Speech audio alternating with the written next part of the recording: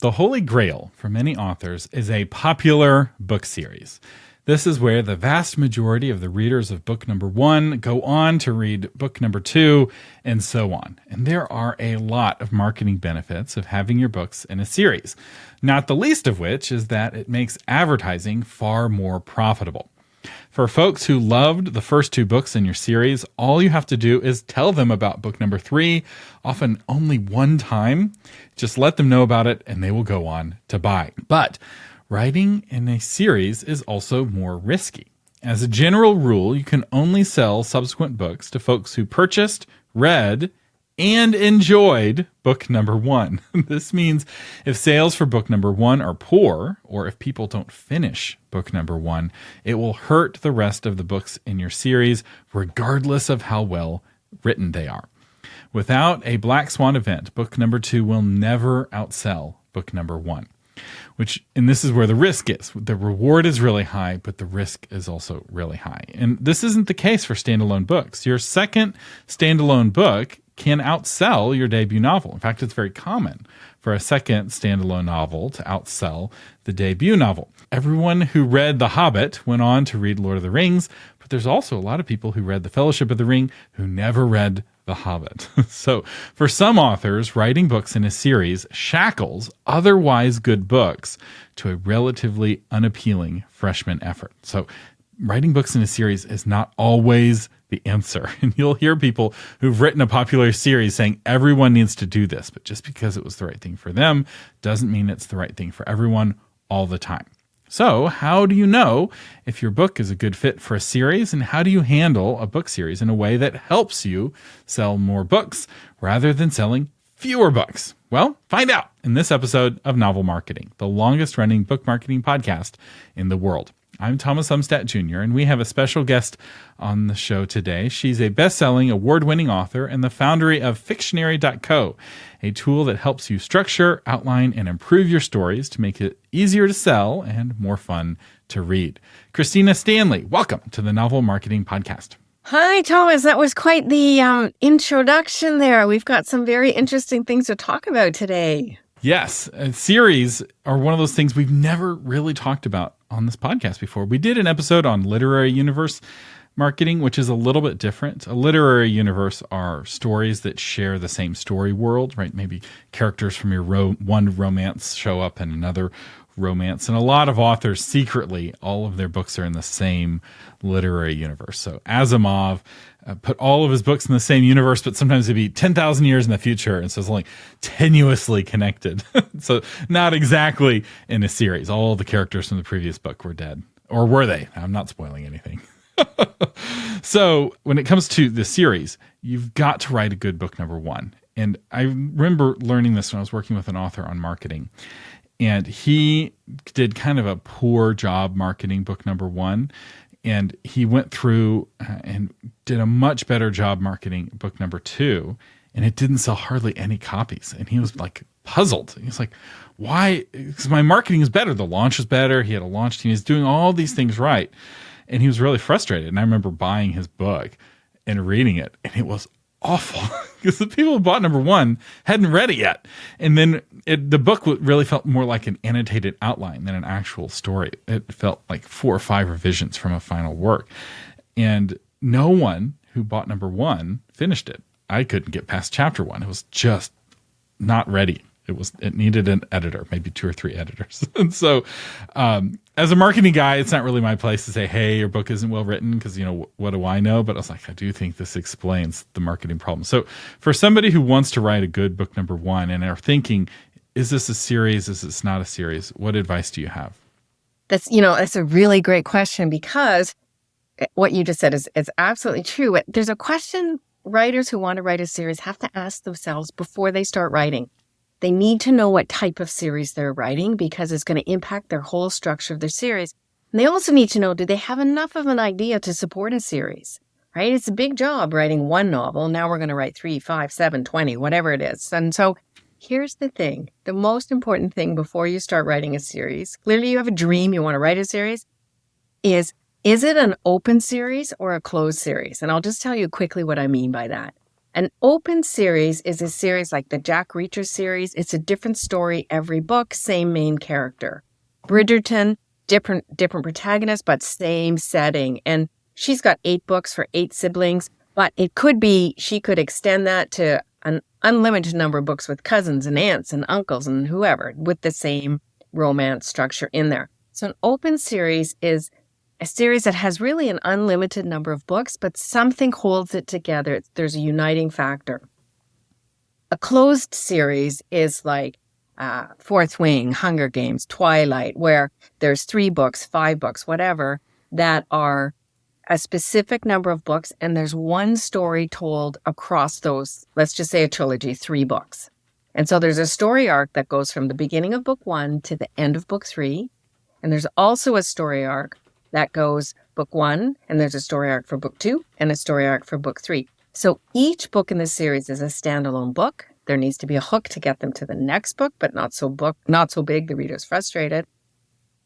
And when you know ahead of time, if you're writing an open series structure, you're going to structure a series one way. So if we look at Bridgerton, it's always about a Bridgerton sibling having a love interest that for some reason they can't be with that love interest, and that's the story in every single book. And people love them. Whether that's your genre or not, doesn't matter. You can't argue it's commercially successful, right? It just is, because they have the same structure. And a closed series, the reader's looking for something different. So if you have as the author know ahead of time what you're doing, you can structure that first book to fit that type of series.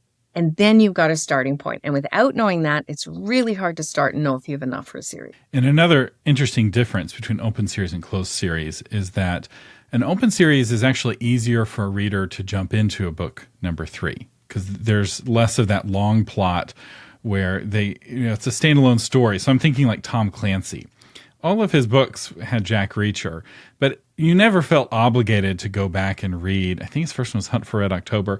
You didn't feel obligated to read from the very beginning and work your way through. You could if you wanted to, but each book stood on its own feet. Each book was its own invitation for readers to enter the Jack Reacher world. Whereas, say, Lord of the Rings, if you're jumping into the 2 towers, you're like, who's Frodo? Why is this ring so important, right? It's a lot of key information that you're clueless on. And the advantage of a closed series is that it really pressures the reader to read book number 2, right? Because that hopefully you have a satisfying conclusion, but the true satisfying conclusion isn't until the very end of the final book. Whereas an open series, it's real easy for somebody to just read that one book and that was nice. And then they don't feel like, I've read a Bridgerton story. Why do I need to read another Bridgerton story, right? I'm sure the next sister will get married. It'll be fine. Yeah, and let's think about romance, right? Everybody wants a happy ever after ending. And so that works great in that genre. Absolutely. And so it's a very similar type story where each story is different, or there's lots of detective stories that it's the same detective, but it's a different story every book. So the common factor is the detective, and then there's a different story. And so there's many ways to do an open series, but the trick for either is the ending and the beginning in between books. And so if we look at the beginning of book 2, you have to address that book differently than book 1 because backstory is different. You can't repeat book 1. So in a closed series, you're assuming that the reader's read it, but you don't know for sure. And so you have to have enough backstory it makes sense, but not enough that the reader who's read it is bored. And in an open series, you need to do that too, but in a different way because, say for a detective, well, let's say they do their first murder case in their career. Well, they're a different person at the beginning of the second book. So you need enough backstory to understand what that means. And if we look at Divergent, book 2 and Divergent, the main character, the backstory is just she's killed her friend and she's been shot. That's all the information you get. But it's enough. If you read that book first, you'd understand her mental state. You don't really need to know the hows or the whys. And if you've read the previous book, it's a reminder, oh yeah, she shot her friend and then she got shot, right? That level. And so there's a trick to ending and starting each book in a series, also important. So how do you know if your book has what it takes to lead to the next book? Yeah. Okay. So there's 2 ways. So we have to cover 2 ways, one for open and one for closed. For a closed series, what I recommend is that you outline your story. And by outline, I mean really high level. So you know that you've got your series story, whatever that is, right? And so Hunger Games, Katniss must take over, win at the rebellion, and take out the Capitol is basically her mission for the, free all her people kind of thing, right? So in that, there's an inciting incident for the series, which is just the thing that shakes up the protagonist's world. If you don't have one, it means nothing changed, and that's boring. There's got to be something going on here. There must be an inciting incident. And in the series, there's a plot point one, just like there is in a standalone novel, where the protagonist accepts the story goal. They don't accept the story goal, there's no story. So they must do that. It has to happen somewhere in there, or there's no story yet. So you know you have a story. Middle plot point, they go from reactive to proactive. And I want to be careful here, because when you go from plot point one to the middle plot point, they're reactive, but in an action sort of way. They're not doing nothing. They're doing stuff, but just this happened, they do this. This happened, they do this. They've got to flip that, or they're not going to drive the story and they won't get their goal. They have to flip it at some point. Plot point two, super interesting. They are at the lowest in their point in the story. But the real trick about a plot point two, they get the final piece of information they need to succeed in the climax. That has to happen somewhere. If they never get that final piece of information, they can't succeed. Story never ends. And then there's a climax that they either do or don't get their goal. So if you look at a story arc for your series, so say a trilogy, your 3-book series, your middle is going to be somewhere in the middle of book 2, and you just put it out there. So now you know, this is my overall story. Then if you go down to the next level and you do a story arc for book 1, book 2, and book 3, that's enough to know I've got this story. I know what's happening. I know how I'm going to grow I can grow my protagonist this way. I can grow the magic system that way, whatever it is you need to do. So that's a closed series. An open series. So if you have an idea for an open series, so Stephanie Plum, super famous one, 30-something books, and her story is she's a bounty hunter and somebody runs away and she's got to catch them, or she loses her job and has no money and has nowhere to live. That's the story every single book, but people love it. There, what we recommend in that type of story, there still has to be a different story. It's a different crime that the person commits that they run away from. Totally different characters, so all these different antics happen. So it's a different story. But what is the same is basically the protagonist must catch the criminal who ran away, or she loses her job. And if you can come up with 3 blurbs for 3 different books. So I know I've got this type of criminal running away. This is how it's going to happen. These are my story arc scenes for that book. Do 3 books. You know you have enough to keep going. And every single book after that, you're going to go, okay, there's going to be somebody who runs away and she's got to go get him. And it sets up the scene. And when you look at open series, they're all structured that way. They follow a pattern. So get 3 books, super high level. Then you know you have enough and you can keep going. Now, I would recommend that you keep this outline to yourself. Keep it away from your marketing when you've just written 1 book, because especially if you're in fantasy and sci-fi, but for the others as well, for 2 reasons. One, your book needs to be able to be valuable on its own. And when you're selling a book, you need to focus on the book and not be like, oh, well, it'll really be a satisfying ending after I've written 2 or 3 additional books, because that makes it harder to sell. And especially in sci-fi and fantasy, battered reader syndrome is real. So what is battered reader syndrome? It is readers who don't have confidence that you're going to finish your series because George R.R. Martin didn't finish his and Patrick Rothfuss didn't finish his. And Robert Jordan died, right? Fortunately, Brandon Sanderson jumped in and the story was finished, but fantasy readers are gun shy. We're nervous, and we need you to give us confidence that this book that you've written is going to be a satisfying read, and it's not going to leave us hanging. And there's a lot of readers who won't even start a series until you finished it.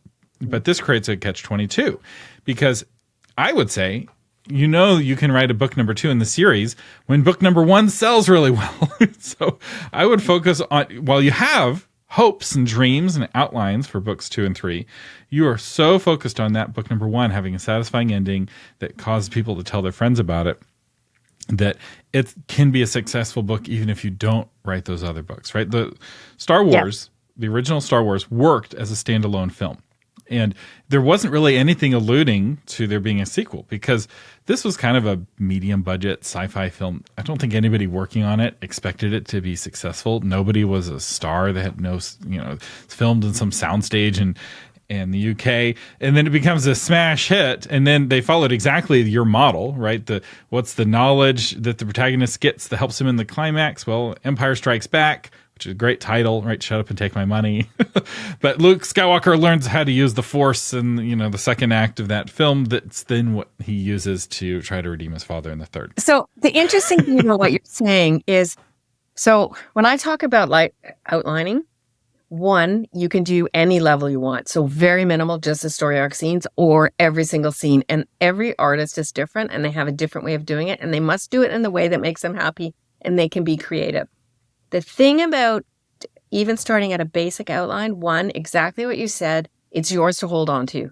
Nobody else has to see it. If you don't want to share it, don't. If you have critique partners, etc., that's fine, but you don't have to. And the other thing is you will continue to update it until that story is written.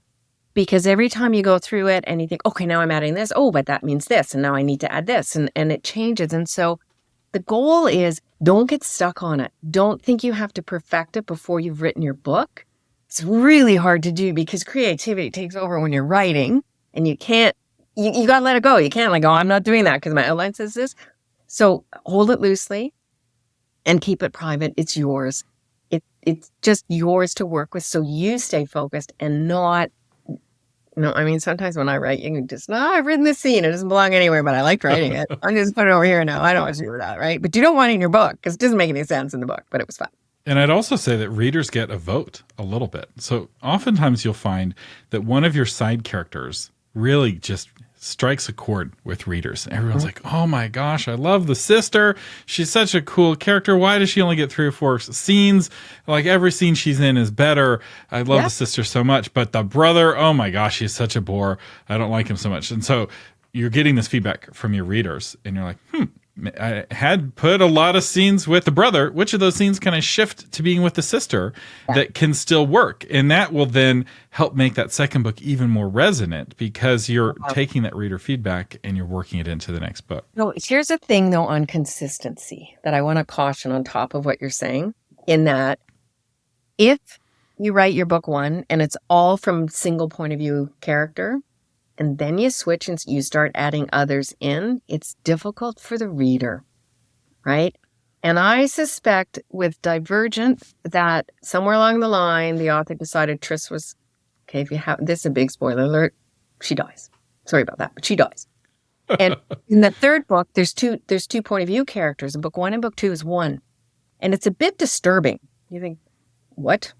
Is that like it's I love this series, super commercially successful. You can absolutely do it, but be careful with it. If your readers love your first book and your single point of view, and then book two with like 5 points of view, the readers are going, what is this? I don't like it. Like they're not going to like it just because it's different and they liked what your first one is. So when you get your book out and it's successful, you have to be careful that you are leading the reader into those changes. Because it's going to happen and your series gets successful and then you start thinking sequel or prequel or spin-off or whatever, just, to keep going. You got to figure out how you're going to do it. I think point of view change is the trickiest change. When I was talking about characters, I was talking about like just including them in the plot more. So going inside that person's head might be a good idea, but it's very risky depending on how you structured it. So Brandon Sanderson, he's got a dozen point of view characters in every book. So if he adds 2 or 3 more, it's no big deal. But if your book is written in first person and now you've got some third person scenes from somebody else, it can happen. You can pull it off, but it's risky because that first book in a series makes a promise to the reader. Yeah.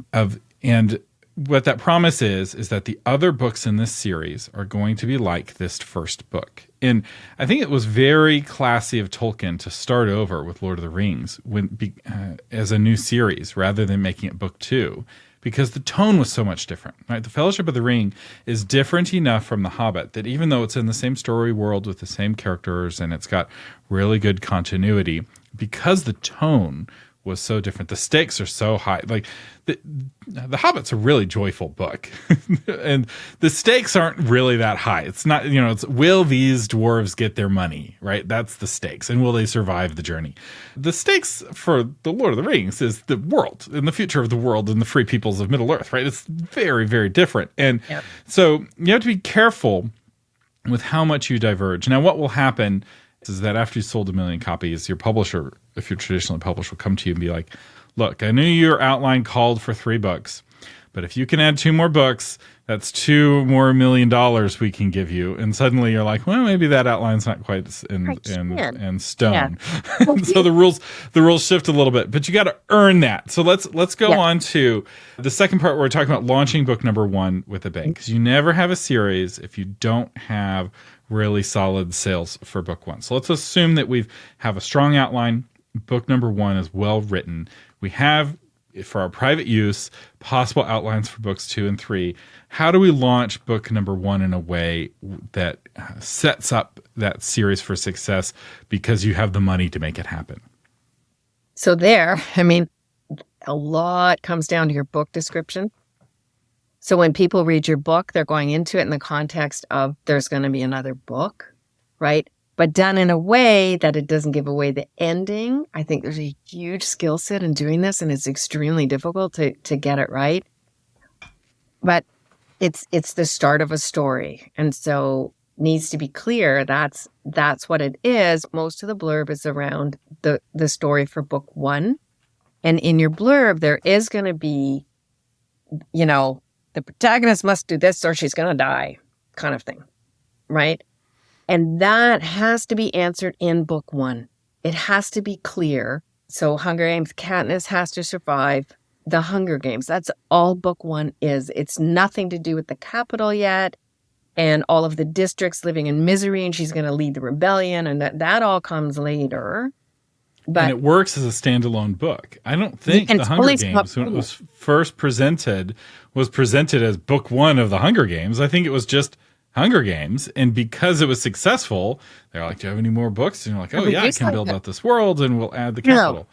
And so at the ending of that book is very interesting, because the ending actually holds the plot point 1 for the series.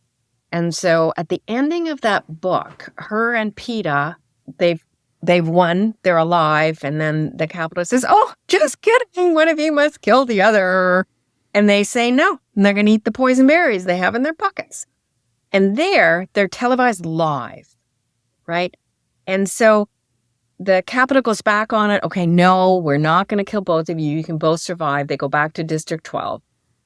And the hook to the next book is, well, okay, they've been love interests all through this book, but now they want nothing to do with each other. They were poor, and now they have a ton of food. What's going to happen to them? So there's enough to lead it in. But the plot point 1, where they accept, or she accepts, the story goal of taking down the rebellion, is that moment where they decide to eat the berries, because there it's live and she doesn't know it, but she's just set herself up as the leader of the rebellion, and everybody around her now is pushing her in that direction, that she's got to get them out of this horrible situation. So she doesn't know she's accepted, but she sure has. And we have as the reader of book 1, don't know that these seeds are being planted for the future books. We just think that it's berries in her pockets. We don't realize that it's a revolutionary act. It's the reason foreshadowing is so good. It's makes the event that happens in the future believable. So when it happens, you're like, yep, got that. And when in book 2, the supporting characters around her are trying to keep her alive, and you figure out why, like, oh, got it. And halfway, the midpoint of that book, she's like, these people are trying to keep me alive. What's up with that? Like, so, not in those words, of course, but it foreshadows the next. And that's one of the tricks to ending your book, that you can read book 1, be totally happy with it.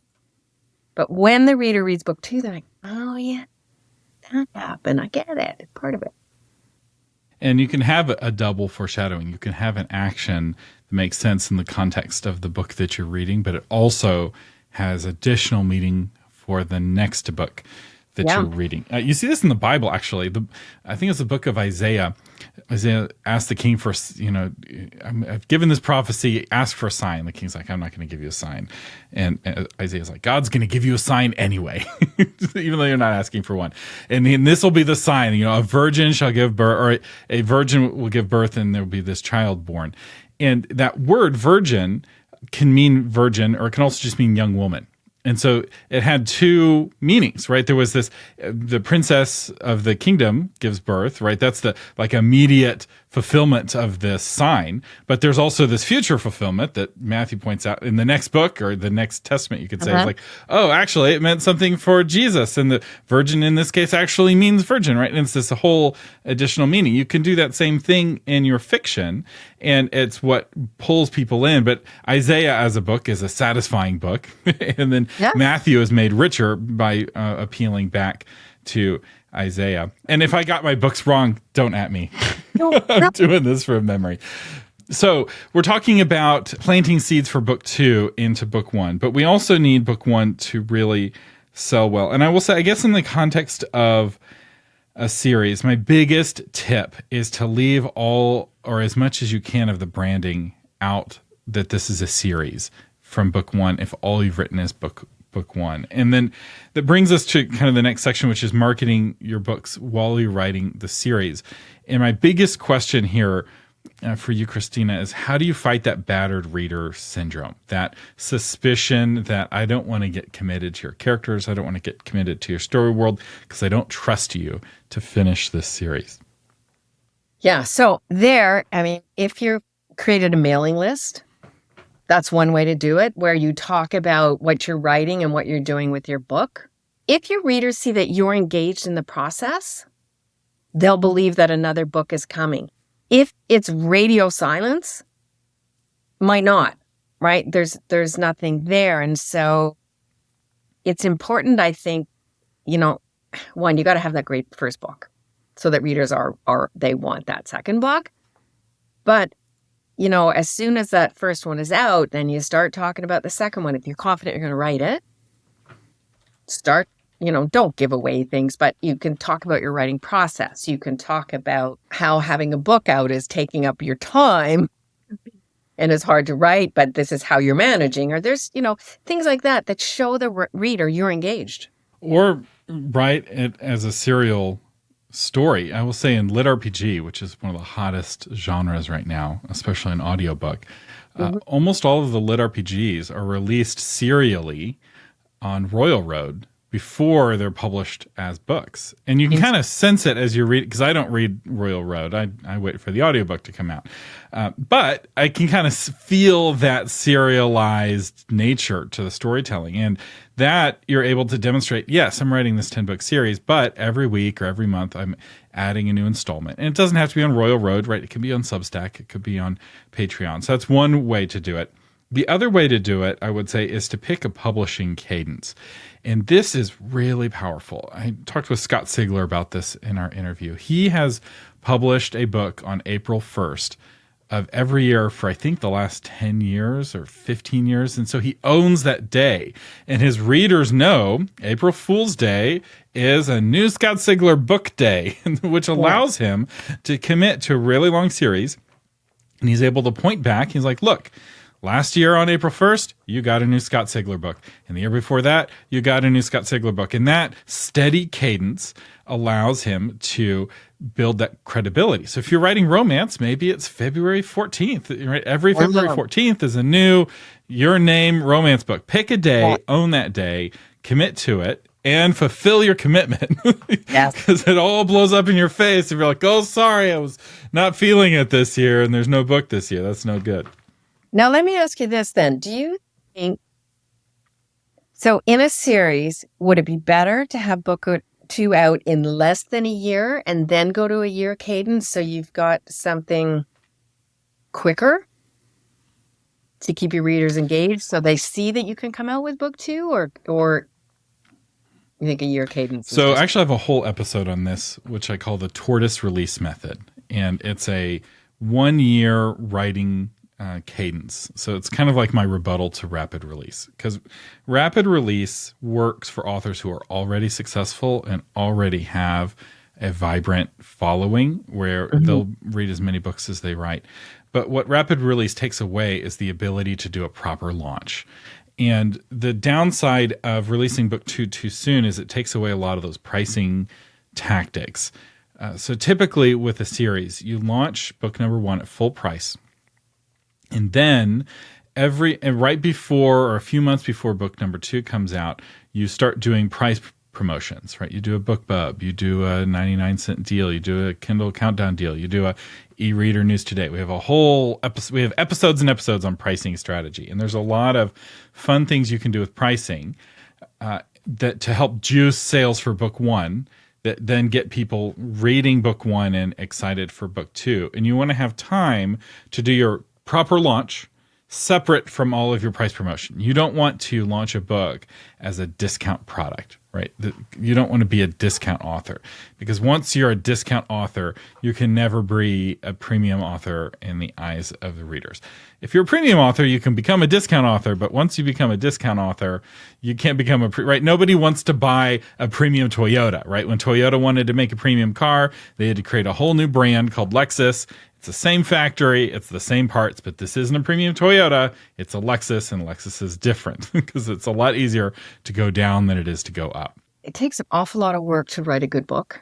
It's a difficult task. It's not, so I think it's better for a writer to go out with a good, solid price, their first book out, that's competitive with any other traditionally published writer there, because you're valuing your work. You're saying, my book is good. It is worth my $9.99 or $12.99 or whatever it is. And if readers see your first book out 99 cents or $1.99, you think, maybe the writer themselves doesn't see it as a high quality book. So they think only people who are willing to pay 99 cents will want it. And I just think debut authors should go the other way. But that's my personal opinion. It's not based on data. So don't take that as just my opinion.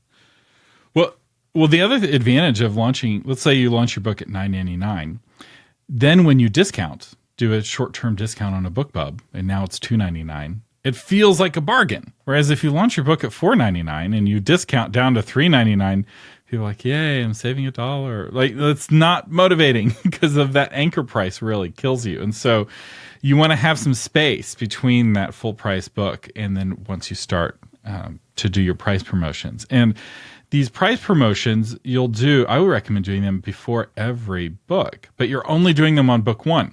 So you're putting book 1 on sale. You're trying to get people into your series. And this is why that well-written book 1 is so critical, because ahead of book 7, you're doing price promotions and advertising on book 1. And so book 1 has got to work. It's got to resonate. Yeah. Because if you can't promote book 1 7 years from now, if it's not still resonant with readers 7 years from now, suddenly it's really hard to sell book 7. Yeah. 7 years from now. That brings up an interesting point. So when I'm choosing, not books, but when I'm looking for a new series on Netflix or whatever, I look and go, oh, there's this. I haven't seen it before. Oh, it came out in 2012 and there's only one season. Oh, I don't want to invest in that. It wasn't good enough that anyone wanted season 2. Where it says, oh, it came out in 2012 and there's been a season every since. Oh, I better watch that. That must be good. And so I wonder if it's similar with books, that by the time you get to book 7, 8, 9, people are looking for new series to read. Like when you're a series reader, you're always trying to find another series in the genre you love. And if you find one that, wow, this is done so well and I haven't read it, I'm going to go back to book 1. Start there and off you go. And so that's an interesting thing to promote book 1 when book 7, 8, 9, 10, 30, whatever comes out. I like that. And you'll still do a proper launch for book 7, but 3 months before that proper launch or 2 months, I would say the more books you have in your series, the earlier ahead of your launch you need to start doing your price promotions. And I would do the math based off of how long your typical reader takes to read a book. So if your typical reader takes 2 weeks to read a book, then you want to kind of do your price promotion so that they have a chance to finish and have a chance to wait unsatisfied, because that anticipation is so powerful from a marketing perspective, right? Making somebody wait, the longing for Christmas is more fun than Christmas. So don't rob your readers of that. And so the longer your series is, the earlier you need to start doing those price promotions. And once your series is up to, I'd say 12 books, you're just price promoting that book number one all the time, right? You're just, every time you can get a book bump, it's just rolling through, and you're not really worried about timing at this point because you've got enough additional books that people can read at full price. Okay, so now we have a completed series. We have done all the price promotions. We've gotten to the end at the end, and we actually finished our series. And a magical thing happens when you finish your series is that, especially in fantasy and sci-fi, the battered readers come out of the woodwork and they're like, oh, it's a finished series. Now I'll give myself permission to read it. So you get this nice, almost for free bump, right? I would do a big marketing campaign saying series complete. Now, there's temptation to then immediately put the books into a box set. What I would recommend is waiting on that box set. I would let your completed series bask in its completedness for at least a year, right? Eventually, your series is starting to feel kind of old, right? Sales for novels typically are really high at the beginning, and then they tail off at the end. And things like a box set can rejuvenate life. I will say I got suckered into a series. It was I think it was a Sean Oswald series. It was a lit RPG about a family that's taken to this fantasy world.